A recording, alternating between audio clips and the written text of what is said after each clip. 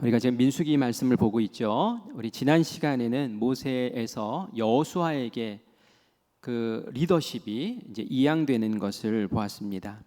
하나님께서 모세에게 여기까지야라고 말씀하셨어요. 이제는 여호수아에게 넘겨줘야겠다라고 말씀하셨어요. 그때 참 모세의 마음이 어려웠을 거예요. 왜냐하면은 이 백성들 이끌어서 가나안 땅에 발이라도 좀 들여놓고 싶은데 하나님이 어떻게 가나안 땅은 못 들어가게 하시고 여기에서 멈추라 하시나. 그러나 하나님의 말씀이 그러시니 하나님의 그 큰 뜻이 있으시리라 그렇게 믿고 아멘 순종을 하게 되죠.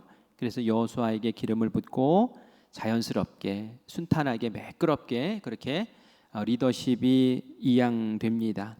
그래서 이스라엘 백성들의 분열이나 흔들림이나 이런 것이 전혀 없이 그렇게 든든히 이스라엘 백성들이 세움 받는 것을 보게 되죠.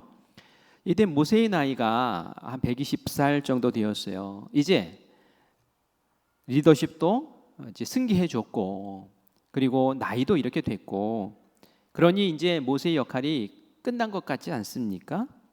그런데 오늘 말씀을 보면은 끝난 게 아니었어요. 우리 1절과 2절 말씀 다시 읽어보겠습니다. 여호와께서 모세에게 말씀하여 이르시되 이스라엘 자손의 원수를 미디안에게 갚으라. 그 후에 내가 네 조상에게로 돌아가리라. 아멘. 네가 네 조상에게로 돌아가리라. 이 말씀은 너 이제 죽을 거야라는 얘기죠. 그런데 그 전에 너에게 해야 할 것을 하나 맡기겠다라고 말씀하세요. 마지막 사명을 주시는 거예요. 근데 그 사명은 무엇이었냐면은 미디안 족속을 정복해라라는 것이었어요. 미디안 족속은 이스라엘 자손의 원수 같은 족속이니 하면서 미디안 족속을 콕 찍어가지고 이 미디안 족속을 정벌해 버려라라고 그렇게 말씀하십니다. 왜 하필 가나안 땅에 들어가기 전에 이 일을 하라고 하시는 걸까요? 하나님께서 그 전에 한 사건을 통해서 이 미디안 족속에게 원수를 갚겠다라고 하나님께 단단히 벼르시는 그러한 사건이 있었기 때문에 그래요. 민수기 25장에 보면 우리가 벌써 몇 주 전에 보았던 말씀인데요. 이스라엘 백성들이 시딤, 특별히 그 지역을 부올 지역이라고 하는 곳에서 이스라엘 백성들이 머물러 있었는데 이스라엘 지도자들이 미디안 여인들의 꼬임에 빠져서 그들의 진영으로 돌아가서 그들과 음행을 벌이고 그리고 바알 신에게 가서 제사 드리는데 같이 막 제사를 드리고 이런 일이 벌어졌어요. 음란한 파티를 벌이고 우상 숭배까지 했다는 말이에요. 이 모습을 하나님이 보시고는 진노하시죠. 그래서 이스라엘 백성들에게 연병을 내리셨어요. 막 죽어나갑니다. 얼마나 죽었냐면 24,000명이 막 죽어나가는 거예요. 바로 그 원흉이 누구라고요? 미디안 족속이었다는 거예요. 미디안 족속이 그냥 어떻게 우연히 그런 사건이 일어난 게 아니었어요. 그 내막을 보면은 미디안 족속이 아주 작정하고 이스라엘 남자들을 그렇게 유혹했고 그렇게 망가뜨리고 하나님의 진노를 받게 만들었던 것을 우리가 민수기 25장 말씀을 통해서 보게 된단 말이에요. 결국 하나님께서 이것을 보시고는 진노하셨어요. 그리고 이 미디안 족속 가만히 두지 않겠다라고 작정을 하셨죠. 이 미디안 족속이 하나님의 원수같이 여겨졌던 거예요. 왜요? 당신의 백성을 그렇게 교묘하게 괴롭히고 타락하고 저주하게 만들었기 때문에 그렇게 됐다는 얘기죠. 그래서 우리 3절 말씀 같이 읽겠습니다. 시작. 모세가 백성에게 말하여 이르되 너와 함께 있는 사람들 가운데서 전쟁에 나갈 사람들을 무장시키고 미디안을 치러 보내어 여호와의 원수를 갚되라고 말씀하셨어요. 여호와의 원수를 갚아라라는 거예요. 이 하나님 백성의 원수는 하나님 보시기에는 하나님의 원수인 거예요. 이 백성의 원수일 뿐만이 아니라 나의 자녀를 괴롭혔기 때문에 나의 원수야 라고 생각을 하시는 것이죠. 이번에는 미디안 족속과의 그 전쟁은 다른 전쟁이 아니었어요. 하나님의 백성을 죄짓게 만든 죄의 이 원흉, 이 죄덩어리, 이 미디안 죄와의 전쟁을 선포하신 거예요. 이 죄와의 전쟁, 죄의 배후에는 누가 있죠? 마귀가 있어요. 마귀와의 영적 전쟁. 바로 이 전쟁을 우리는 거룩한 전쟁이라고 말하죠. 거룩을 위한 전쟁. 그래서 성전이라고도 합니다. 이런 성전을 하나님께서 처음부터 직접 지휘하시고 이끌어 나가시는 말씀이 오늘 우리가 읽은 말씀의 내용입니다. 하나님이 구체적인 지시를 내리세요. 우리 4절 말씀 어떤 지시를 내리시는지 한번 보겠습니다. 4절입니다. 이스라엘 모든 지파에게 각 지파에서 1000명씩을 전쟁에 보낼지니라 하매 아멘. 각 지파에서 1000명씩 이제 뽑아내라는 거예요. 준비된 사람들 1000명씩이에요. 그러면 12지파잖아요.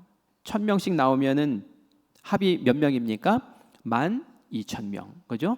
12,000명을 꾸리는 거예요. 이 12,000명으로 이 미디안 족속 수십만 명과 이제 대적을 해야 되는 거예요. 근데 우리 생각할 때에 다다익선이잖아요. 전쟁 치를 때 많으면 많을수록 좋은 거 아닙니까? 하나님이 꼭 1000명씩만 이렇게 이야기를 하신다는 말이죠. 우리가 사사기서에 보면 기드온이라는 사사가 나오죠. 그리고 이 전쟁을 치르기 위해서 딱 준비할 때에 이 기드온에게 자꾸 병사를 줄이게 하셔요. 나중에는 이 얼마 안 되는 병사만 딱 남겨놓고 그 전쟁 치르라고 하십니다. 왜 그랬을까요? 그것은 전쟁은 하나님의 손에 달린 거야 라는 것을 확실하게 보여주시기 위해서였죠. 마찬가지입니다. 12,000명으로 이 미디안 족속과 싸워서 무찌를 수 있다는 거예요. 그러면서 하나님의 전능하심을 이제 보이시는 거죠. 이 죄를 징벌하는 이 영적 전쟁의 주인공이 바로 하나님이시고 하나님은 그 일을 강력하게 행하실 수 있다라는 것을 보여주시기 위함인 거죠. 그런데 우리가 주목해야 될 게 있어요. 무엇이냐면은 각 지파에서 1000명씩 똑같이 1000명씩이었다는 거예요. 그 전에 땅을 배분하는 일을 미리 논의했던 적이 있었거든요. 제비 뽑아가지고 위치를 정하고 땅 크기 이런 것은 그 지파의 인구 수대로 비례해서 이 지파는 많네 그러면 좀 땅덩어리 많이 주고 이 지파는 작네 그러면 좀 작게 주고 이런 것들을 미리미리 정하고 있었어요. 다 정했단 말이에요. 기준이 그랬단 말이에요. 그런데 전쟁터에 나갈 때에 어느 지파는 숫자가 적으면 500명 어느 지파의 숫자가 많으면 여기는 1000명이 아니라 1500명 하면서 조절을 좀 해줘야 되는 거 아닙니까? 그럼에도 불구하고 그냥 많든 적든 딱 1000명씩만 뽑아내라고 그렇게 말씀을 하시지요. 왜 그럴까요? 특별히 이 대표적으로 이제 시므온 지파 같은 경우는 많이 죽었어요. 그 앞에 그 미디안 족속하고 그 일이 있을 때에 이 시므온 지파가 아주 적극적으로 참여를 했거든요. 그래서 많이 죽었어요. 막 지파의 절반이 나가 떨어질 정도로 그렇게 축소됐단 말이에요. 그런데도 시므온 너희들도 1000명 똑같이 내놔 이렇게 말씀을 하시죠. 이 똑같은 숫자를 요구하시는 것은 이 전쟁이 보통의 전쟁과는 다른 차원의 전쟁이기 때문에 그런 거예요. 제가 앞에서 이 전쟁은 영적 전쟁입니다. 죄와의 전쟁입니다. 거룩함을 위한 전쟁입니다. 라고 말했잖아요. 이 영적 전쟁이라는 것은 많고 적음, 남녀노소 이런 거 가리지 않고 누구에게나 똑같이 찾아온다는 거예요.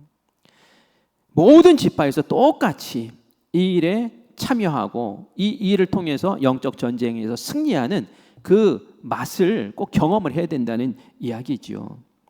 그리고 시므온 지파에는 특별히 너희들이 범죄에서 이 미디안 족속에게 넘어가서 그렇게 되었으니 속지 않은 기회로 삼아라라는 그러한 숨겨진 의미도 있지 않겠는가라는 생각을 해봅니다.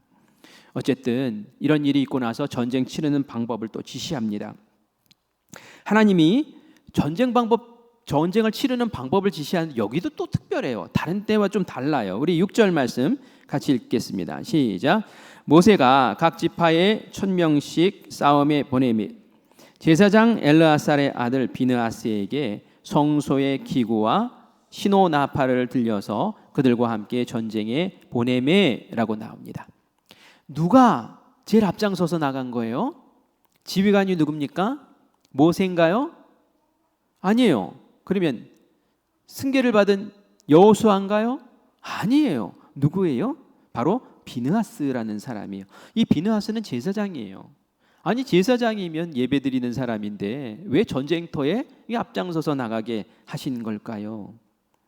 이 전쟁이 그래서 특별한 전쟁이라는 거예요.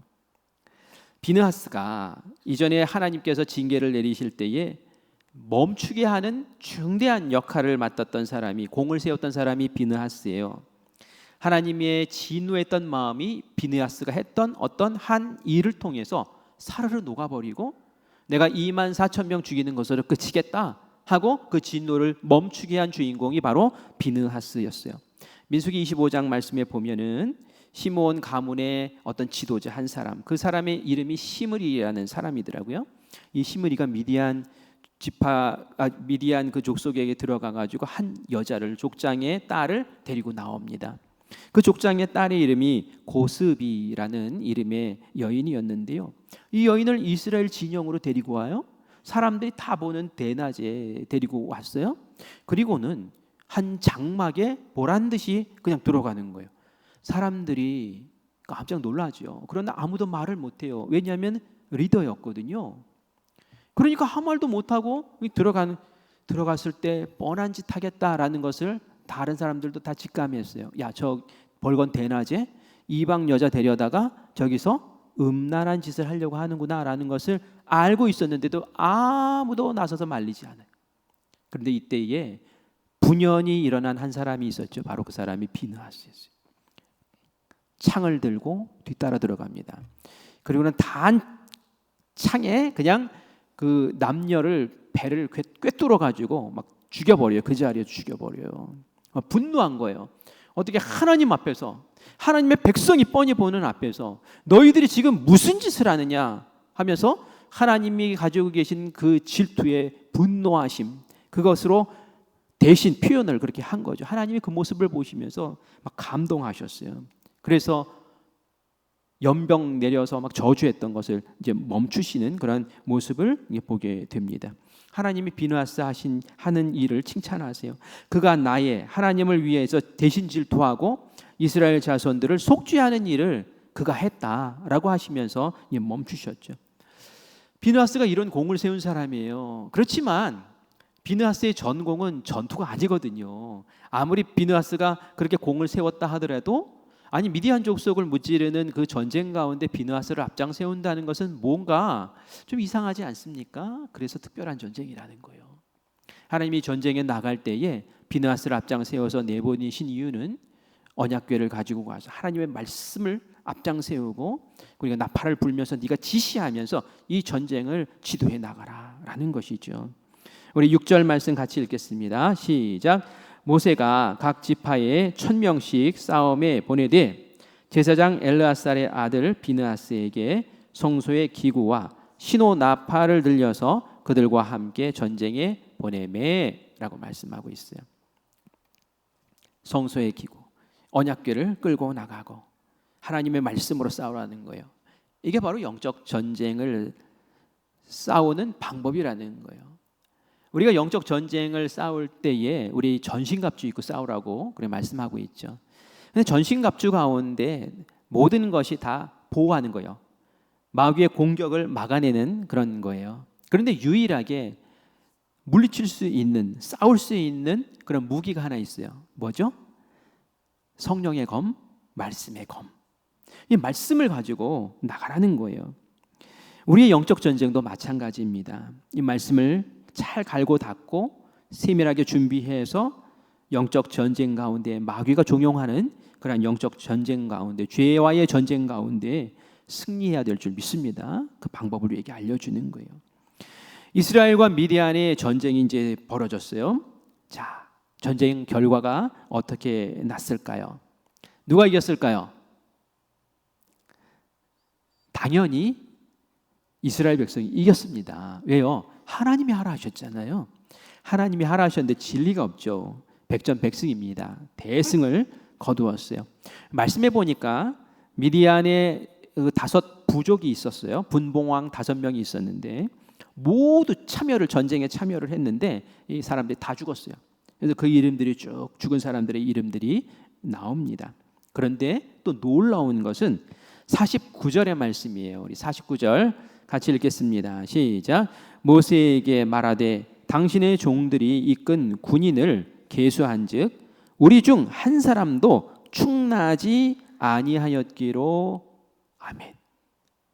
이게 무슨 말씀인지 알겠죠? 미디안 족속을 아주 박살을 내버렸어요. 그런데 12,000명 이스라엘 백성들이 나갔는데 그 전쟁에서 죽은 사람이 한 명도 없었다라는 거예요. 아니 이런 전쟁이 어디 있어요? 이런 전쟁이. 그래서 특별한 전쟁이라는 거예요. 그래서 영적 전쟁이라는 그런 말을 하는 겁니다. 하나님께서 이끄시는 전쟁, 하나님께서 주도하시는 전쟁, 하나님의 말씀이 앞선 전쟁, 그 영적 전쟁에서는 백전백승인 줄 믿습니다. 절대로 지지 않는 거예요. 눈에 띄는 것이 있는데요. 8절에 보면은 이런 말씀이 있어요. 부올의 아들 발람을 칼로 죽여버렸다라고 나와요. 발람을 죽였대요. 발람 어디서 들어본 이름 아닙니까? 발람 어떤 사람이에요? 이 발락이라는 왕이 발람을 초청해가지고 주술사하죠. 이스라엘 백성들 저주해달라고. 그럼 내 돈 다 주고 명예 다 주겠다고 막 그렇게 꼬셨던 사람이잖아요. 근데 처음에는 하나님의 뜻이 그렇지 않으니 나 못 갑니다 했다가도 하나님 막 또 붙잡고 늘어지죠. 돈이 탐나서, 권력이 탐나서 그러죠. 하나님이 가라 그래서 하나님이 하라는 말만 하라고 그랬는데 결국은 축복하는 말만 하라고, 이스라엘 백성들 축복하라는 말만 했어요. 그래서 가서 뭐 돈도 받고 그랬는데 저주는커녕 축복만 하고 얼마나 민망합니까? 그런데 그 일이 끝나고 나서 이 발람이 잔꾀를 부린 거예요. 무슨 잔꾀요? 어떻게 하면 이스라엘 백성들을 망하게 만들까? 그리고 나서 방법을 세워서 알려준 게 그 민수기 25장 그 내용을 알려준 거예요. 이 주술사가 미디안 여인들, 예쁜 여인들을 동원해가지고 이스라엘 그 남자들을 꼬셔라. 그래서 처음에는 잔치에 초대한 것처럼 해라. 그리고 술을 먹여 정신 해롱해롱하게 만들어. 그리고 나서 몸도 섰고 그리고 우상 숭배하는데 끌고 가가지고 거기서 같이 우상 숭배하게 만들어. 그럼 하나님이 그 꼴을 보고 분명히 견디지 못할 거야. 하나님 진노하여서 이스라엘 백성들 막 다 때려잡을 거야. 그럼 망할 거야. 굉장히 기발하죠. 하나님을 너무 잘 알아요. 죄로 어떻게 망하게 하는지도 다 알아요. 그건 누가 준 지혜입니까? 그 발람이 그렇게 생각한 거 아니에요. 마귀가 접신한 그 발람에게 그러한 계교를 주고 그것을 알려주고 결국 그 사단을 만들어낸 것이 바로 이 발람이라는 사람이었어요. 마귀의 도구로 이용된 사람이. 그러니 하나님이 어떻게 가만히 두시겠어요? 그래서 미디안 족속을 정벌하면서 이 발람이 거기 있는 거예요. 나한테 죽일 수밖에 없죠. 제거 1순위였단 말이에요.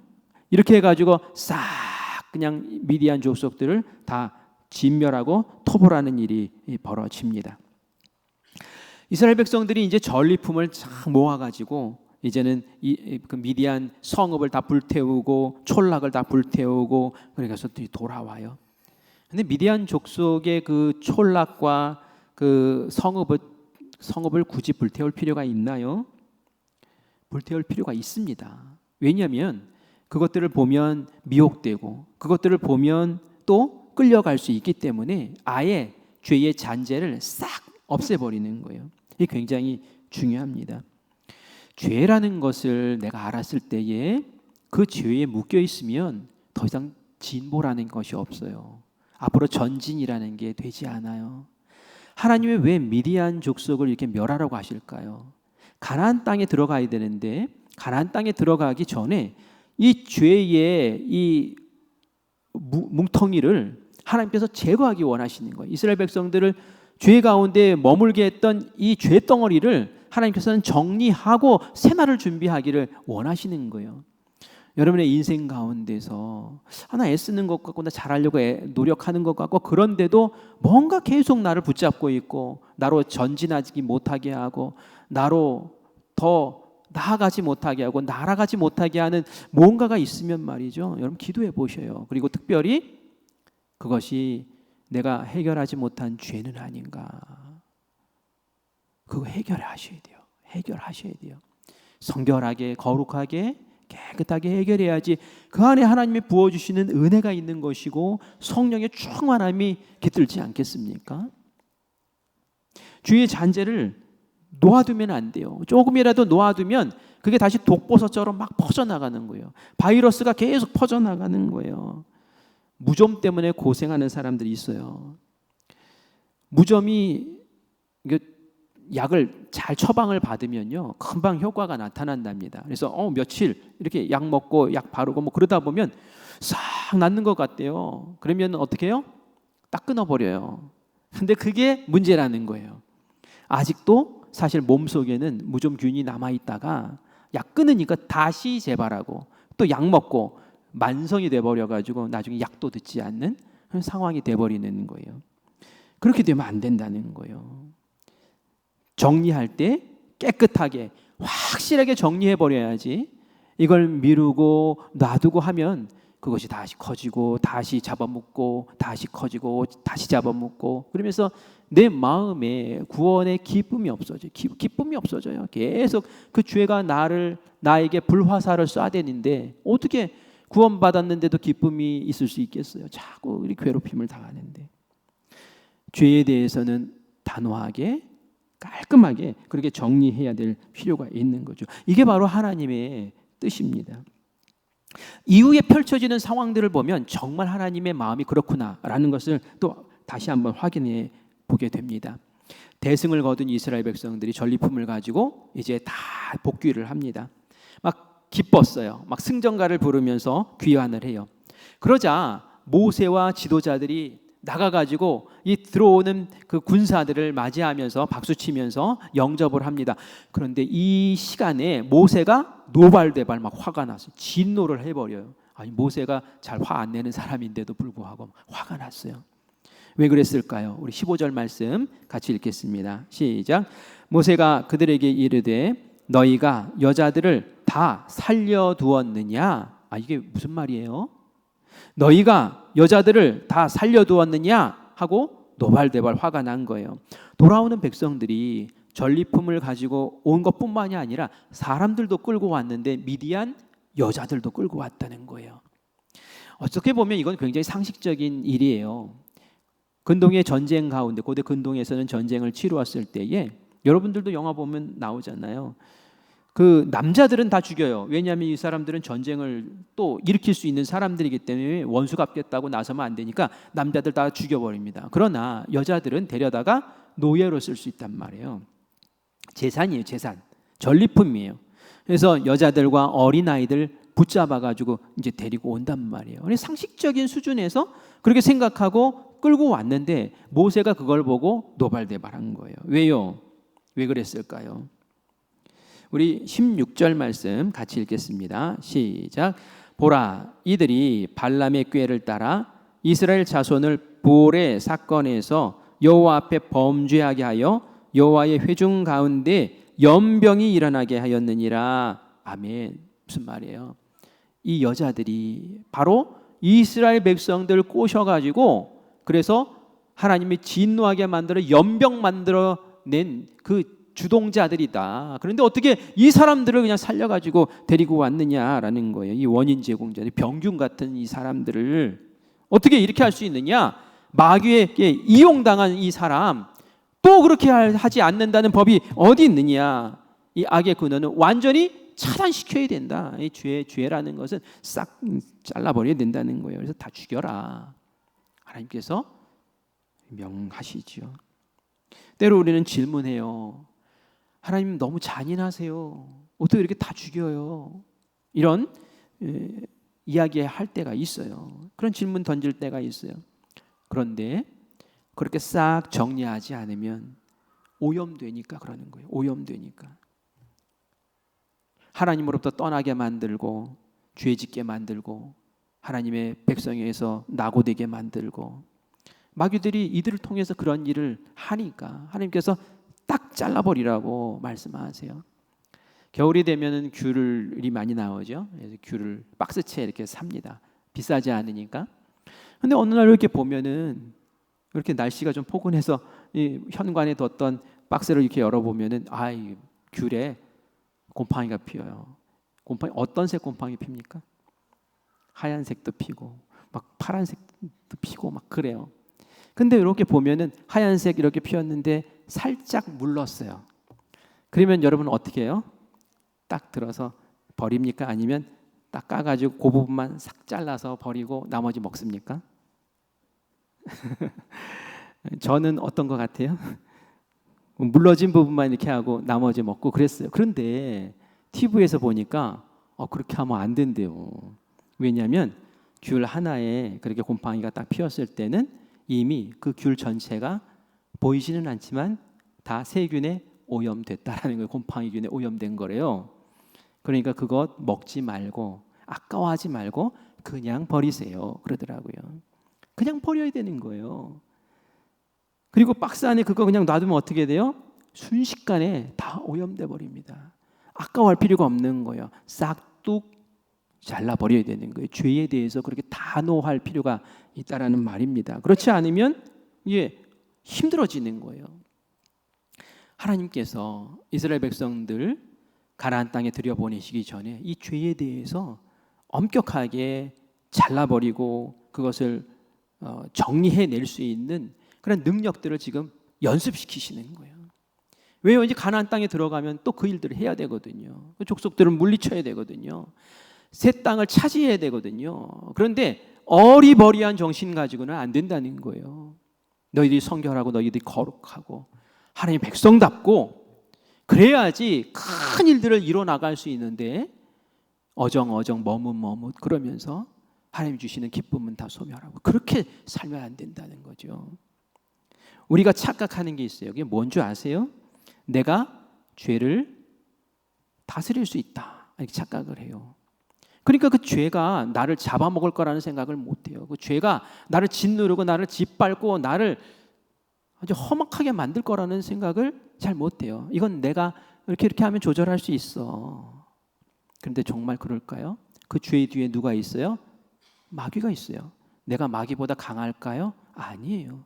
마귀보다 강한 분은 예수님밖에 없어요. 그렇기 때문에 우리가 예수님의 힘을 빌어서 이 마귀를 물리치고 영적 전쟁 가운데 승리하는 그 길을 걸어야 되는 것이죠. 단호하게 대처해야 합니다. 모세가 이렇게 해도 되나 하는 그런 생각이 말씀을 보다가 좀 들었어요. 왜? 모세가 이렇게 미디안 족속에게 너무 강팍하게 구는 거 아닌가라는 마음이 들었느냐 하면은 모세와 미디안은 굉장히 특별한 관계거든요. 모세가 이집트에 있을 때에 내 백성이 막 핍박당하는 거 보고 막 괴로워하죠. 그래서 나섰다가 그 이집트 병사를 죽여버려요. 그리고 나서는 도망을 가죠. 어디로 도망갔어요? 미디안 광야로 도망갔어요.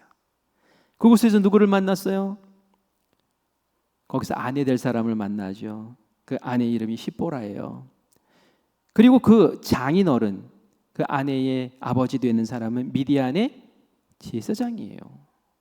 그러니까 이 미디안 족속은 모세에게 있어서는 이거 친척 관계인 거예요. 친척 관계인 거예요. 그리고 그 미디안에서 40년 동안을 양을 치면서 지내다가 그 미디안 광야에서 하나님의 부르심을 받았어요. 미디안 족속 하면은 이 모세에게는 굉장히 사적으로 친밀하고 아껴주고 돌봐줘야 될 그런 족속이에요. 그러나 어떻게 했어요? 하나님 명령 안에서 죄에 대해서 아주 단호한 태도를 가지고 엄벌하고 그리고 민기적 하는 게 눈에 보일 때 아주 노발대발하면서 그거 왜 정리 안 했느냐고 아주 정색을 하면서 그렇게 이스라엘 백성들을 정리해 나가는 그런 모습을 이렇게 보여준다는 말이죠. 오늘 이 밤에 좀 무거운 말씀일 수도 있어요. 하지만 저는 우리가 신앙이 더 성숙하고 예수님 더 닮고 하나님 주시는 복을 받을 수 있는 그릇을 준비하려면 제일 기초가 되는 게 바로 이 부분이에요. 바로 회개하고 죄를 정리하는 부분이에요. 그거 정리하지 않고 어떻게 뭉개보려고 하나님의 은혜를 안 주세요. 하나님 복을 못 주세요. 왜 더러운 그릇에 복을 주시겠어요? 여러분, 음식을 담으려고 하는데, 누군가 주려고 하는데 그릇 가져와라 했는데 그릇이 더러워요. 여러분, 식당에 가가지고 빈 그릇을 나눠줬는데 뭐 묻어있으면 어떡합니까? 거기에 음식 담아 먹습니까? 당장 벨 눌러서 그릇 바꿔주세요. 이게 뭐예요? 하면서 지적한단 말이에요. 하나님도 깨끗하고 준비된 믿음의 그릇을 통해서 하나님의 역사를 이뤄나가는 거지, 죄와 버타면서 민기적거리면은 어떻게 그 기도를 하나님 들어주시겠어요? 하나님 앞에 성결하길 바래요. 제가 이전에 이제 청년들께 부흥회 한다고 인도를 좀 해달라고 그래서 준비를 하는데 준비가 잘 안 되는 거예요. 준비가 아무리 말씀을 막 준비하고 그래도 안 되는 거예요. 그래서 말씀을 준비하다가 탁 펜을 놓고 지하에 있는 기도실에 내려갔어요. 아무도 없더라고요. 그 자리에 무릎 꿇고 앉아서 기도를 했어요. 하나님, 말씀 준비가 안 될까요? 하나님, 제가 이제 당장 몇 주 후에는 가서 말씀을 전해야 되는데 이거 어떻게 하면 좋습니까? 하면서 그냥 기도를 이렇게 하는데 이게 며칠 동안 말씀을 전해야 되니까 말이죠. 그런데 탁 떠오르게 하시는 것이 죄가 떠오르다. 죄가. 그래, 내가 이 죄를 먼저 회개하지 않으면 하나님께서 은혜를 나에게 주시지 않겠구나. 그런 생각이 들어서 그 지하실에서 통곡하면서 하나님께 기도하기 시작했어요. 정말 아무도 안 들어오시더라고요. 아니에요, 누가 들어온 것 같았어요. 그러더니 하도 막 울면서, 목사가 울면서 기도하고 있으니까 다시 문을 살짝 닫고 나가신 것 같더라고요. 그래서 그 밤에 오래 기도하고 그리고 나서 말씀을 다시 준비하기 시작하니까 말씀이 준비되기 시작하더라고요. 오늘 이 밤에 이곳에 나온 우리 성도님들, 다시 한번 우리가 하나님 앞에 정말 독수리 치며 날개 치며 올라가는 것처럼, 그리고 내 길을 여실 그 하나님 바라보고 생각한다면 내가 정리하지 못한 죄는 무엇인가? 하나님이 떠오르게 하실 거예요. 성령님이 알려주실 거예요. 왜? 우리 사랑하니까. 그거 놓고 꼭 해결하길 바랍니다. 찌꺼기를 남겨두지 마세요. 그것조차도 단호하게 잘라내세요. 예수님 붙잡고 기도하면 백전백승, 영적 전쟁 가운데서 반드시 승리하게 하실 줄 믿습니다. 그 이후에 가나안 땅에 들어가는 거예요. 그리고 다른 영적 전쟁 가운데 늘 승리하게 하실 줄 믿습니다. 내로남불이라는 말 있잖아요. 내가 하면 뭐예요? 로맨스. 남이 하면은 불륜. 그런 얘기를 한단 말이에요. 왜 그렇게 나에게 관대합니까? 그러면 안 되죠. 하나님 말씀 안에서 정직해야죠. 하나님과 동행하고 미래의 소망을 품고 살아가려면 나를 묶고 있는 죄, 그거 해결하셔야 됩니다. 정리해야 됩니다. 못한다 하지 마세요. 하나님 말씀 잡으면, 성령님 충만하시면 백전백승 이기게 하실 줄 믿습니다. 오늘 이 밤이 그런 밤 되시기를 간절히 바라요. 그리고 행복한 신앙생활, 주님과 동행하는 신앙생활, 싸웠다 하면은 백전백승하는 영적 전쟁의 승리자들 되시는 우리 모두가 되기를 간절히 축원합니다. 아멘. 우리 함께 찬양하겠습니다.